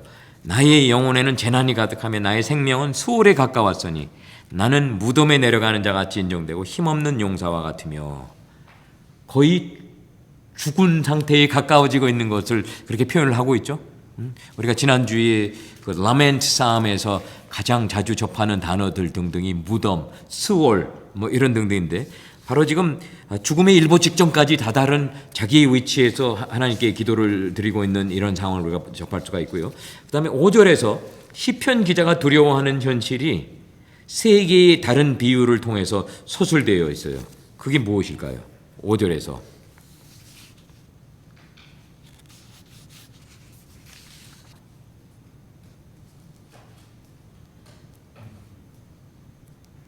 죽은 자 중에 던져진 바 되었고 자기의 지금 현재의 몰골이 그 다음에 죽음을 당하여 무덤에 누운 자 같이 되었고 이거는 그 다음 단계로 갈 때 더 정도가 악해집니다.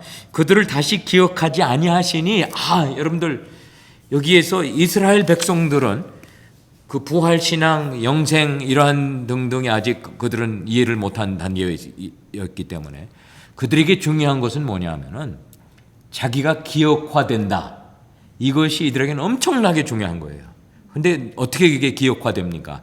자기 자손들을 통해서 또 손주들을 통해서 그 다음 세대 속에 이름이 계속 유지가 되고 이런 상황인데 이제 자기 자신을 기억하는 것조차 당신의 손에서 끊겨진 자들이 바로 죽어가는 자들의 현실이다. 이렇게 표현을 하면서 자기의 두려움과 자기의 현재의 고통을 강하게 이렇게 표현하는 것을 우리가 볼 수가 있어요. 그다음에 6절부터 9절까지 9절 첫 파트까지 시편 기자는 하나님의 어떤 모습을 지금 비판하고 있는 거예요. 여기 계속 당신께서 하나님한테 책망을 강하게 돌리고 있죠. 이것을 어떻게 여러분들이 서머라이즈 할 수 있습니까? 자기에게 지금 일어나고 있는 일은 곧 그거의 책임은 누구의 책임이에요?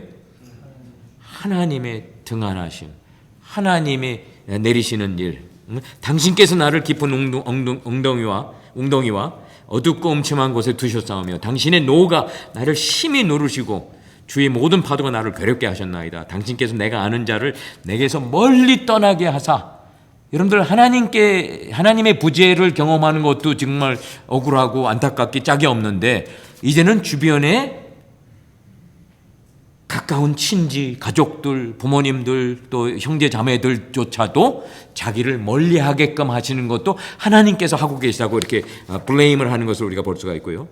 그래야 궁극적으로는 나는 갇혀서 나갈 수 없게 되었나이다. 곤란으로 말미암아 내 눈이 쇠하였나이다. 이러한 고백을 할 때에 여러분들 시편 기자는 하나님이 노골적으로 자기에게 일어난 일들을 지금 orchestrate, 자기가 직접 지휘를 하고 일으키고 있는 이렇게 이제 탓을 하고 있고요. 그 다음에 여기 질문 넘버 8에서 혹 여러분들은 반응을 보이지 않는 사랑하는 자들 때문에 스스로의 암담한 현실을 경험하고 계심을 책망해 본 경험이 있으세요? 그러니까 그 상대방이 나에게 지금 우리 김전도 사님하고 사모님하고 서로 얼굴을 쳐다보는 것 같은데 어떠한 해프닝이 있었을 것 같은데 그거는 이제 두 분 사이에서 해결이 되셨으리라고 확신하고요. 여러분들 제 아내가 저한테서 제일 싫어하는 것이 신혼 초에 제가 아내한테 싸울 때에 삐져가지고 싸우면요, 제가 저희 아버지한테 배운 거를 그대로 사용을 합니다. 침묵의 고문을 주는 거예요. 제가 말을 안 해버려요. 말을 안 하는데 하루 안 하는 게 아니라 아버지가 하셨던 것 그대로 하루 이틀을 넘어가려고 제가 작심을 하고서 이거 정말 이 안에 너무나 나한테 정말 이거 못할 짓을 했다, 괘씸하다. 제 아버지는 일주일씩 열흘씩 어머니하고 싸우시면 그냥 침묵의 고문을 하시는데 그걸 제가 그대로 답습해서 하고 있더라고요. 근데 제가 왜 그것을 안 해야만 했던 이유는 제 아내가 저를 잡고 팔다리를 잡고서 늘어지면서 당신 이럴라면은 차라리 우리 이혼하자. 왜 나를 이렇게 못되게 하느냐. 아내에게 제일 두려웠던 게 당신이 나한테 대화 나누고 말 나누고 이 관계가 갑자기 어느 날 그냥 말없이 자기를 고문을 하니까 제가 그 정도를 비로소 깨닫게 된 거죠. 그랬을 때에 내가 침묵을 유지할 때에 내 아내에게는 너무나 엄청나게 큰 타격과 고통을 초래하는구나. 그것을 제가 한 몇 번 더 시도를 해봤던 것 같아요. 그러나 그렇지 않습니다. 요새는 아침에 학교 나가면서 다투면은 오후에 집에 갈 때 또 차에 같이 타면은 How was your day? 오늘 어땠냐? 빨리 이것이 회복되어 가는 것을 볼 때 희망은 있는데 여러분들 긴밀한 관계에 있는 위치에서 하루아침에 그냥 그게 딱 끊어졌을 때에 상대방이 경험하는 것은 이건 정말 우리가 무시할 현실이 절대로 아니죠. 그것을 아마 시편 기자가 그렇게 경험을 하면서 하나님을 책망하는 것이 들어있는데요. 9절부터 12절까지 보십시다. 야훼여, 내가 매일 당신을 부르며 당신을 향하여 나의 두 손을 들었나이다. 여기 또 당신을 부르며 하는 고백이 또 들어있어요. 당신께서 죽은 자의 기이한 일을 보이시겠나이까? 유령들이 일어나 당신을 찬송하리이까? 당신의 인자하심을 무덤에서, 당신의 성실하심을 멸망 중에서 선포할 수 있으리이까? 흑암 중에서 당신의 기적과 이즘의 땅에서 당신의 공의를 알 수 있으리이까? 여러분들, 이것은 우리가 지난주에도 시편 30편, 그 다음 시편 13편 할 때에 우리가 접했던 내용이 여기 또 반복되어 들어가 있어요. 그것은 다름이 아니라 시편 기자가 당돌하게 하나님께 지적해드리는 사실이 뭐예요? 주여, 당신은 내가 죽어 수월로 미끄러져 내려가면은 그게 저한테만 손해라고 생각하십니까? 그렇지가 않죠. 당신은 누가 선포를 하고 당신을 누가 찬양을 합니까? 제가 그래도 테너 파트장으로서 할렐루야 코러스는 제가 빠지면 이거는 정말 구색을 갖추지 못한 그러한 할렐루야 코러스가 되는데 당신 그것을 원하십니까? 이거는 다시금 저와 여러분들 볼 때는 너무나 당돌한 거예요. 당돌한데 저희들이 이것을 시편 기자가 하나님께 대하는 솔직한 현실적인 모습으로 우리가 인정을 하고 받아들여야 된다 이거예요. 저는 이 모습이 너무나 부럽습니다. 너무나 부러워요. 시편 기자는 자기들의 연약함을 항상 인정을 했죠. 그렇지만 그들은 또 하나님 앞에 자기들이 얼마나 소중함도 하나님께 treasured possession, 시편 135편 4절에 보면 야곱을 하나님께서 treasured possession으로 받아주신다 이런 등등의 고백이 기록이 되어 있는데 자기가 살아있어야 당신을 찬양을 하고 당신의 기이한 일을 선포를 할 수가 있는데 하나님 그 사실 잊으셨습니까? 이건 뭐 너무나 속 시원한 고백이란 말이에요. 인간으로서 연약한 인간이고 하나님의 자비와 긍휼의 임재하심을 항상 경험을 해야 하지만 그러나 하나님 저도 제가 없으면 당신 저 아쉬워하시는 그러한 존재입니다. 이거는 너무나 뿌듯한 우리 스스로가 우리를 스스로를 생각할 때 첫날 우리가 이런 대화를 나눴죠. 우리의 존재하는 이유는 주를 찬양하기 위해 존재합니다. 존재의 목적은 주 찬양을 위해서 존재를 하는데 그럴 때에 찬양을 못하게 하는 순간 속에서는 지금 이 시편 기자와 같이 죽게 나와서 땡깡을 부려야 되는 거예요. 주여 주여 주여 제가 제일 원하는 게 당신 찬양인데 이게 지금 막혀져 가지고 진행이 될 수가 없는데 당신께서 저의 기도를 들어주셔야만 합니다.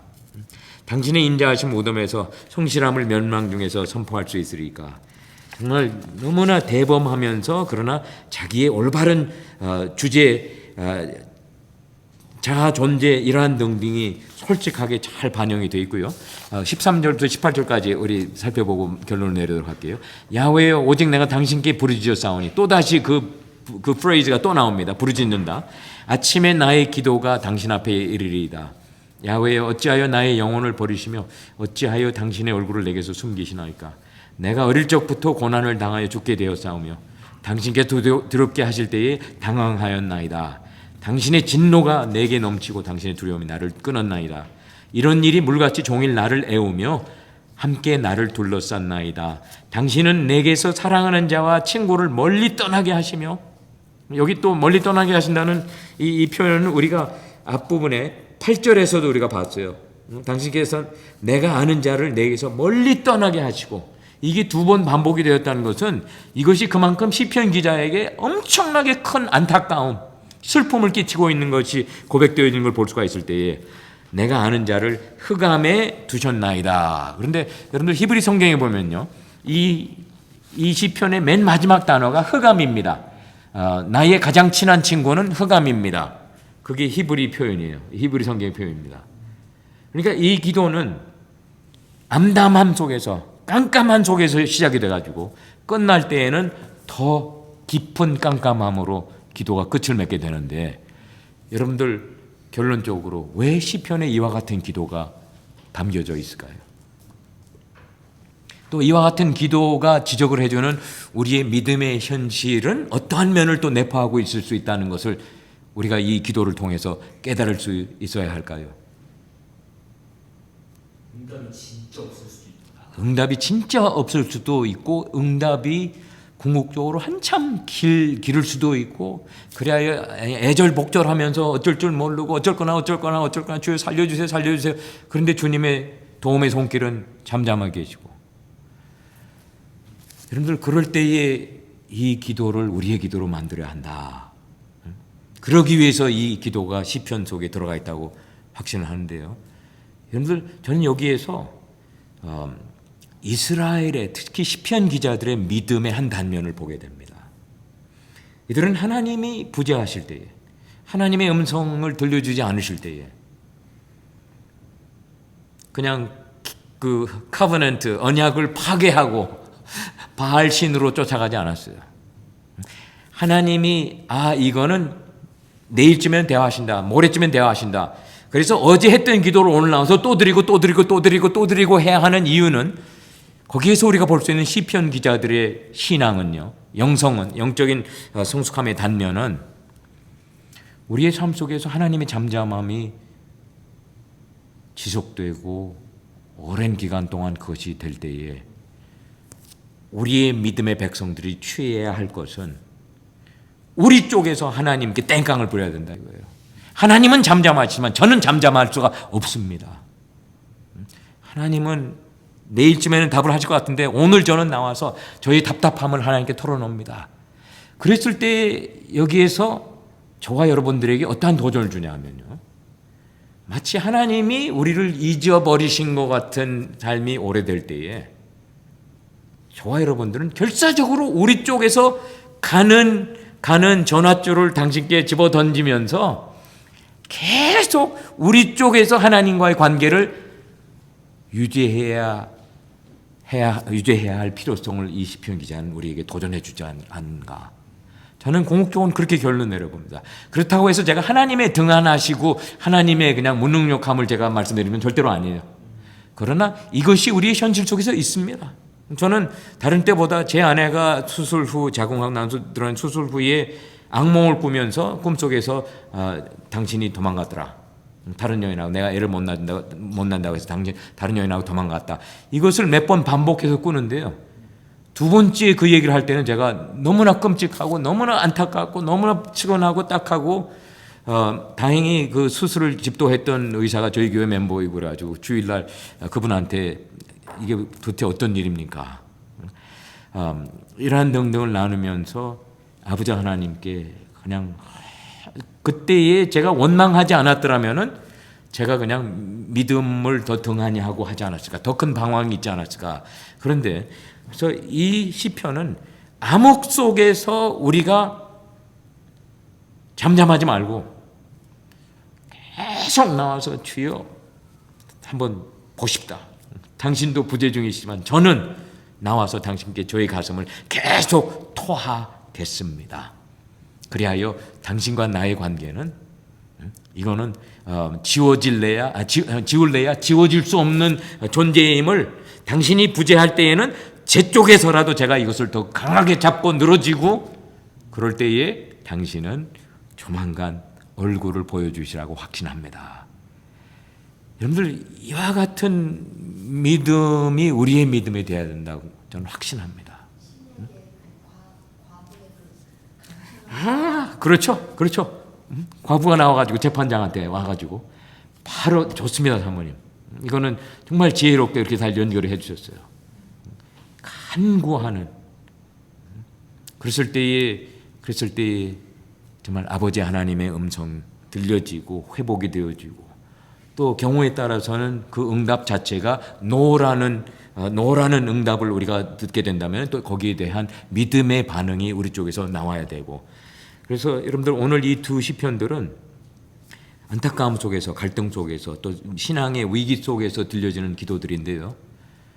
그러나 그와 같은 과정을 우리가 거쳐갈 때에 바로 이 시편들을 기억을 하면서 그들의 신앙의 자세를 우리가 우리 것으로 만들어 보려고 애를 쓰고 씨름을 하고 그런다면은 그게 지속 쌓여져 나아갈 때에 궁극적으로는 우리들의 믿음 자체가 믿음의 지탱력이 든든해지는 그러한 믿음의 삶을 살 수 있지 않을까 나름대로 생각해 봅니다. 여러분들 시간 많이 갔어요. 이제 끝나는 시간인데요. 혹시 so what? 제가 성공 마치면 항상 여러분들에게 so what? 지금 뭐를 듣고 무엇을 가슴속에 간직하면서 댁으로 가십니까? 오늘 저녁에. 이 부분은 내가 좀 더 좀 심사숙고하고 묵상하고 나의 삶 속에서 한 번 더 확인해보고 찾아보고 내가 좀 더 믿음의 반응을 보여야 할 부분들은 이러한 부분이겠다 등등. 혹시 여러분들 어떠한 리플렉션이 있으실까요? 과부의 간청하는 또 삭개오가 아니라 바리메오가 예수님이 가신다는 얘기를 들었죠. 자기는 장님이고 마가복음 10장에서. 그런데 소리를 질러대죠. 예수 그리스도, 다윗의 자손 예수 그리스도여, 내게 자비를, 이 주에 내게 자비를 베푸소서. 그랬을 때 사람들이 뭐라고 그랬어요? 하이씨, 지금 여기 유명 귀하신 선생님이 지나가는데 네가 감히 어떻게 이게 불손하게 이렇게 할 수가 있느냐? 그랬을 때에 바디메오가 잠잠할 여유가 있었습니까? 옷을 벗고 뛰쳐나, 그럴 수밖에 없었던 것은요, 그렇지 않는다는 것은 그에게 어떤 현실이 계속되는 것을 뜻합니까? 암담함 속에 갇혀서 사는 삶이 계속됐을 때에, 여러분들 그것도 이 시편 88편에 연결해 본다면은 저와 여러분도 잠잠할 수가 없어요. 왜냐하면 그 어둠 속에 갇혀 있는 삶을 저나 여러분들이나 좋아할 수가 없거든요. 그렇다면 우리가 더 악을 그냥 여러분 제가 말씀드렸죠. 주여 3창이 그게 요새는 주여 7창 뭐 이렇게 된다고 얘기를 들었는데, 전 처음 그것을 새벽기도에 신년 초에 새벽기도인다 하러 교회 초청을 가고서 일주일 동안 새벽기도를 놓았는데, 처음 그 경험을 할 때에 제가 정말 닭살이 돋아나더라고요. 이거는 나는 이거는 경험이 없다 보니까 야, 이거 이상하다. 그래서 지금은 제가 주여 7창을 하려고 그래요. 안타까움 속에 주여 제 소리가 적게 안 들리세요? 그러면 물론 밤중에 다니면서 자는 사람들 깨우고 이럴 수는 없지만, 그러나 바디메와 같이, 그 과부와 같이 연약함 속에서 자기 스스로가 스스로를 도울 수 없는 위치에서 궁극적으로는 더 크게 울부짖지 않으면은 그거는 무슨 현실이, 우리의 갇힌 현실이 계속된다. Do we really want that? 그것을 우리가 원치 않기 때문에 저희들이 취해야 할 행동은 울부짖는 것이다 이거죠. Anyway, 여러분 저는 재미있어가지고 한참 열을 내면서 오늘 성경 공부를 했는데요. 시간은 또 많이 갔습니다. 오늘은 우리 시온 사모님이 한번 기도해 주세요. 오늘 마치면서 please.